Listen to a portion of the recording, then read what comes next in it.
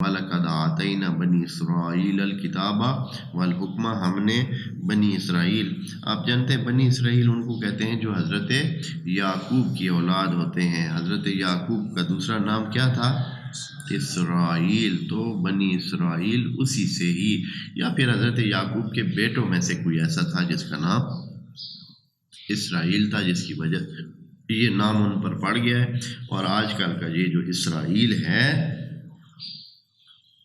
ملک جو بن گیا ہے، یہ بھی اسی نام سے ہی ہے اور اسی وجہ سے، اور وہاں یہودیوں نے اپنے اسی برتری کے الزام کی وجہ سے انہوں نے اپنا ملک بنانا چاہا ہے۔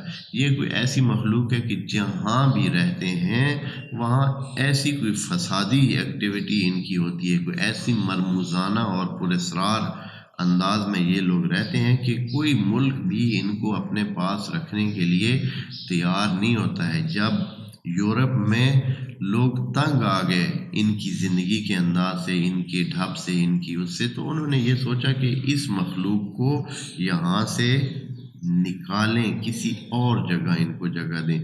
پھر انہوں نے یہی کہ اسرائیل، جو کہ حقیقت میں تھوڑا سا ابھی پتہ نہیں ان چیزوں کی یہ جگہ ہے یا نہیں، کہ ہمیں اس میں نا دیکھنا چاہیے کہ آیا واقعاً کیا صورتحال ہے۔ یہ جو ابتدا میں وہ جو کنعان ان کی ارض موعود تھی وہ کیا تھی، یہی تھی یا نہیں تھی؟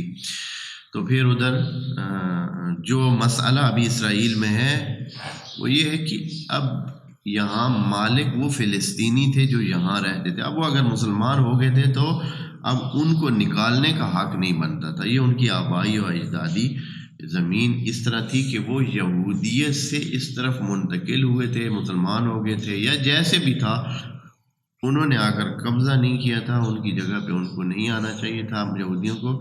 لیکن اب ایک طرز ہے، اب اس بیانیے میں بہت ساری لمبی چوڑی بات ہے جو ہمارے موضوع سے باہر ہے۔